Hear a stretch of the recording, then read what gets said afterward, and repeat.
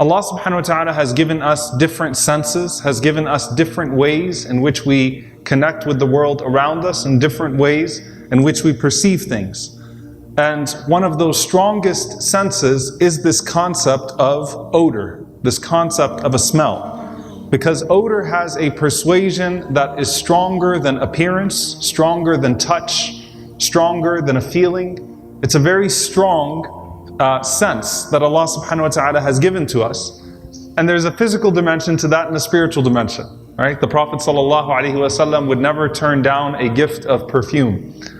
And in our language, of course, in our common terminology, perfume usually refers to the scent of women and cologne to the scent of men, but it's actually to the composition of oil. They had very strong oils that they would use. And the Prophet ﷺ used to love at-tib. It was well known that he would never turn down a gift of at-tib, and if you wanted to make the Prophet ﷺ happy with a gift, then your sure shot was to give the Prophet ﷺ a gift of perfume, and the Prophet ﷺ would enjoy it. Omar ibn al-Khattab radiallahu ta'ala anhu, who is usually not associated with the luxuries of this world or the goodness of this world, he said that if I was to spend half of my money on tib, I would not consider it israf, I wouldn't consider it a form of extravagance. Some of the great imams like Imam Abu Hanifa rahimahullah, they said about Abu Hanifa that you could smell when he was approaching you from miles away, and you could smell after days if he was in a gathering after he had left it, from the goodness of his tib. So there is that element of it, and the Sahaba and the righteous having this love of a good sense. And I assume, inshallah, the masjid is going to smell a lot better next week after these first narrations, because you'll take that sunnah, inshallah ta'ala, seriously. But please don't overdo it, because the person next to you might not like that particular smell. But it's a goodness, right? Tib. And it falls under the athar, the different types of traces and steps and senses that Allah has given to us. And it's most often likened to sight, to al-basar. But smell does things that sight does not do. And now we start to segue into the spiritual of this. The power of smell is that it invokes memories in many ways. And so it's able to bring back a memory, or to bring back something that is missing, to the immediate detection of a person when they smell it. And you usually don't know it until it's been gone for some time. And the greatest example of that is the story of Yaqub, Jacob, and Yusuf alayhi salam, and Joseph. Inni la ajidu riha Yusuf. I can smell Yusuf. His shirt was coming, and before the shirt was placed on his face, there's a smell. I can smell the scent of Yusuf alayhi salam after all of these years. There's something about it. Something that really moved me. There was a mother that lost her child. May Allah subhanahu wa ta'ala grant her Jannah and comfort, and allow her to be reunited, her entire family in Jannatul Firdaus. And she said that one thing she never did was she never washed the blanket of her deceased child, because she smells it, and every day it's like she has that scent, she has that memory. And it was very touching, because I remembered the story of Yusuf alayhi salam. So smell has a very powerful effect of bringing back something from the past. The second most powerful element of smell is that it can invoke imagination, the way that no other sense can.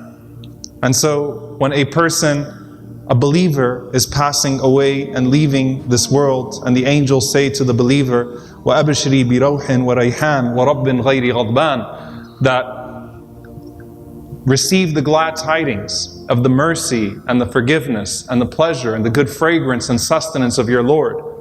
A Lord that is not angry with you, a Lord that is not displeased with you. And what do the angels carry? They carry a kafan that is scented with the musk of Jannah, to comfort the soul as it comes out. The Prophet ﷺ said that when you are placed in your grave, that Allah scents the grave with the scent of Jannah. And he said ﷺ that the scent, وَإِنَّ رِيحَهَا لَيُوجَدُ مِن مَسِيرَةِ 500 عَامٍ, that you could smell the scent of paradise from a journey of 500 years away. Imagine being on a journey, and your entire life is that journey, and you're proceeding to a singular destination for 500 years. The Prophet ﷺ said the scent of Jannah is so strong, the scent of paradise is so strong, that you could smell it from 500 years away if you were proceeding towards it, doing nothing but proceeding towards it for 500 years. And subhanAllah, Imam an-Nawawi rahimahullah, he commented that the Prophet ﷺ, often when he invoked punishments, he mentioned the deprivation of the smell of Jannah. So all of the authentic ahadith, the Prophet ﷺ talked about the oppressor. He said that whoever oppresses a dhimmi, from one of Ahl al-Dhimma, a Christian or a Jew that is living under the protection of the Muslims, whoever oppresses or breaks the covenants with or kills a Christian or a Jew living in the land of the Muslims under the protection of Ahl al-Dhimma, that they would not smell the scent of paradise. There are many ahadith where the Prophet ﷺ mentioned the punishment that you would not smell the scent of paradise. And the Messenger ﷺ is hinting towards how incredible that smell is. And so imagine as you're leaving this world, and what is that smell? Because the smell of Jannah is unlike the smell of any other scent. So it can invoke an imagination or tell you about something that you otherwise would not know. Now, what's the point of smell? And why are we talking about smell? Because most of the ahadith that bring up the analogy of smell bring it up in the capacity of influence, in the capacity of the mark that you leave on a gathering, or the mark that a gathering leaves on you, the athar of it. The trace of it is in the smell. And that's where some of the more powerful implications of this sense come in, because out of all of the things that are in a gathering, the smell cannot be detected at its source. It's very hard to detect the source of a smell, right? You can detect with your sight, you can detect with touch, but the source of a smell is hardest to find. And so if there is a rotten smell, it's not always possible to detect the source of that rotten smell. And if there's a good smell, it's not always possible to detect its source. And so it's an interesting analogy that we find here in its presence in a gathering, and the way the Prophet ﷺ referred to its presence amongst a group of people. We also know about smell is that you often miss it when it's gone. And so you often don't know that you actually are detecting a smell until it's missing from you. Before Allah gives the baby the blessing of sight, Allah gives the baby the blessing of smell. And the baby, when the baby cannot smell the mother, then the baby starts to feel a great sense of distress, right? So sometimes you don't know until it's gone, and then you start to miss it. And that's also one of the things that Al-Hafidh ibn Rajab rahimahullah brought up in this discussion of influence. You also, as Ibn Rajab rahimahullah said beautifully, you know fake flowers from real flowers by the smell. So you can create flowers, or you can make flowers and mold them, and they can look beautiful as plastic, and they can look extremely beautiful, and they can look real, depending on if you use a certain type of cloth, but you know it from its smell, whether it's authentic or it's not. And the believer is the same way, that you know the authenticity of the believer from the smell that emanates over time, as opposed to the appearance of that person. So how did the Prophet ﷺ conceive of this, and how do we actually take this into a practical consideration, or into practical consideration for ourselves? The first thing is the Prophet ﷺ referred to smell in the way that we interact with the Quran, ourselves and our interaction with divine revelation, and what that means for the world around us. He said, sallallahu alaihi wasallam, مثل المؤمن الذي يقرأ القرآن مثل الأترجة ريحها طيب وطعمها حلو. The Prophet sallallahu alaihi wasallam said that the example of the believer who recites the Quran and acts upon it is like a citrus fruit. ريحها طيب, it smells good. وطعمها حلو, and it tastes good too. So it's not deceiving you with its smell. If you bite into it, it tastes good. If any of you are familiar with durian in Malaysia, the king of the fruits, it smells horrible, but if you can get past that smell and take a bite into it, it tastes good. So the Prophet ﷺ is saying the smell doesn't deceive you of good. It's a good smell. And if you bite into a citrus fruit, then its sweetness is there as well. And then he said, sallallahu alaihi wasallam, وَمَثَلُ الْمُؤْمِنِ الَّذِي لَا يَقْرَأُ الْقُرْآنِ مَثَلُ التَّمْرَةِ لَا رِيحَ لَهَا وَطَعْمُهَا حُلْوٌ. And he said that the example of the believer who does not recite the Quran is like a date which has no fragrance but a sweet taste. What the Prophet ﷺ is talking about here in the recitation of the Quran is not its recitation on an individual level, but it's teaching. It's teaching and it's lesson. It's teaching either in teaching people through the recitation or acting it, basically influencing with the Quran. So this believer has iman, they have practice on an individual level, but they're not giving the Quran to the world around them. And so it's like a date. It has no smell, but if you bite into it, it's still sweet. At least he's not a hypocrite. And then he said, sallallahu alaihi wasallam, that the example of the hypocrite, al-munafiq, alladhi yaqra'u al-Qur'an, mathalu al-rayhana, rihuha tayyib wa ta'muha mur. And he said, sallallahu alaihi wasallam, the example of a hypocrite that recites the Qur'an, so gives to the world around, but is deprived on the inside, is like basil, whose fragrance is sweet, but if you bite into it, it's bitter. So it's the opposite in this situation. Its fragrance is sweet, but if you bite into it, it's bitter. And he said, sallallahu alaihi wasallam, that the example, مثل المنافق الذي لا يقرأ القرآن كمثل الحنظلة ليس لها ريح وطعمها مر. And the example of the hypocrite who does not even give of the Quran, recite of the Quran, is like the colocynth. It has no fragrance and it has a bitter taste as well. It gives off no scent and it has a bitter taste as well. Now notice here that the taste is omitted because no one knows the actual inside except for who? Except for Allah subhanahu wa ta'ala. But the influence is restricted to the smell. What are you actually putting into the environment around you?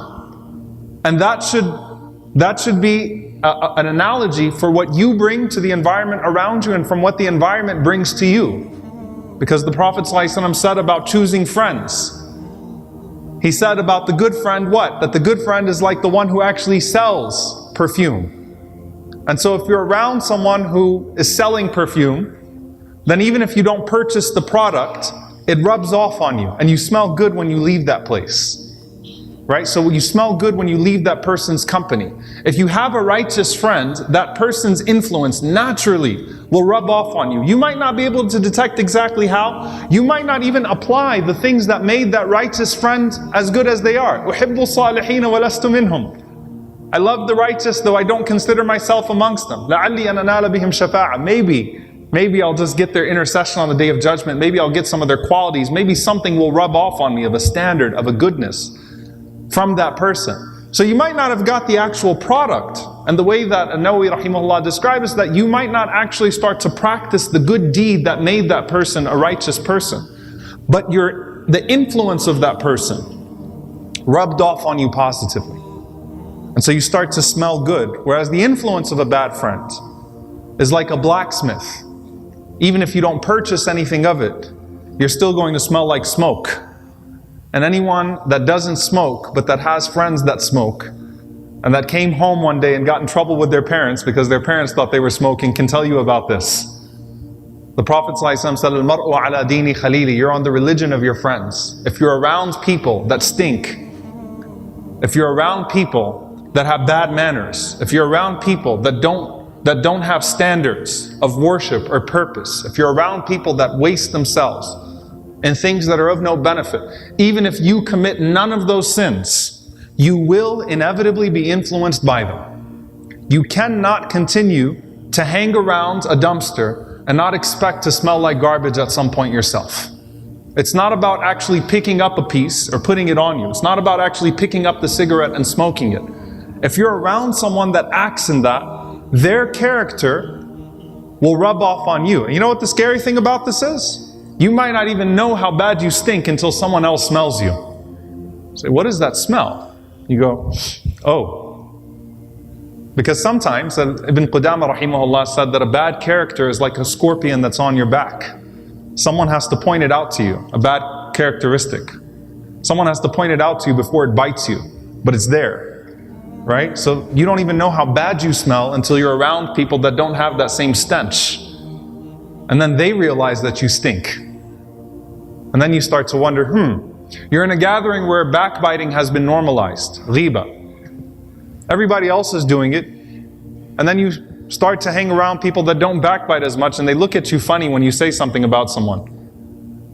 And you realize you smell bad. Something's wrong. because you've changed the environment.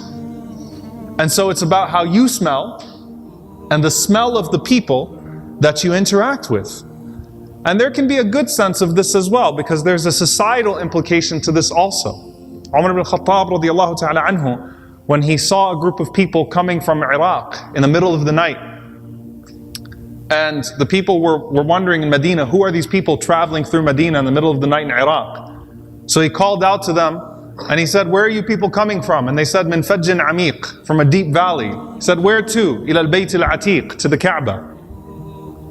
Umar radiallahu anhu said to the people around him, he said, these people know Quran. There's someone around them. There's the sense of Quran. They answer with Quran. Something is up with these people.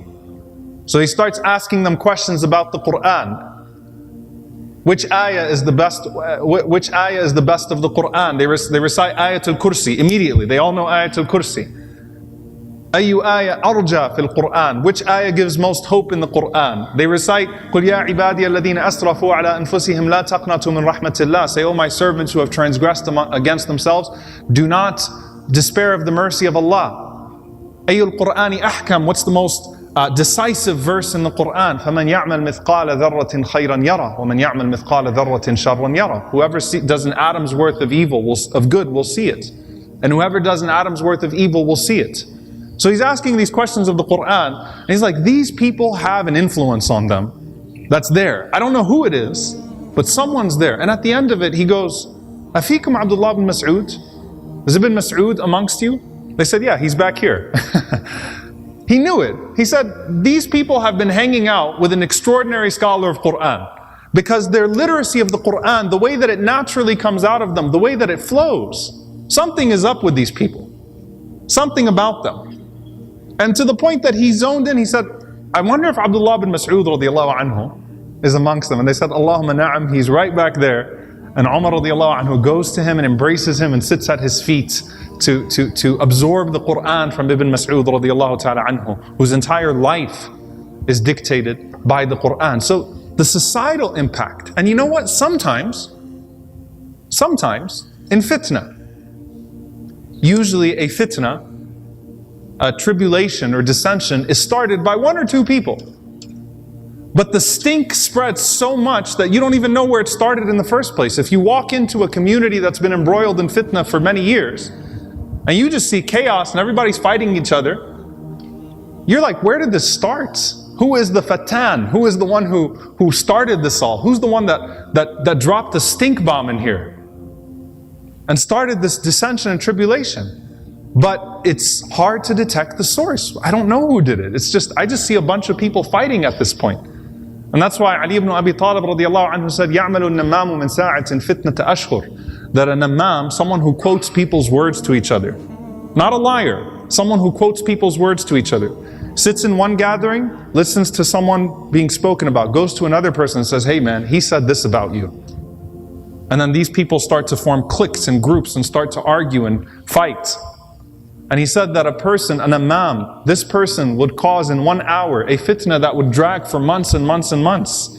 Forwarding an email starts a fitna that drags for months and months and months and months, and then everyone hates each other, and you don't know where the source of that stink is at some point. But that's the power of one person to induce stink into a community. May Allah protect us.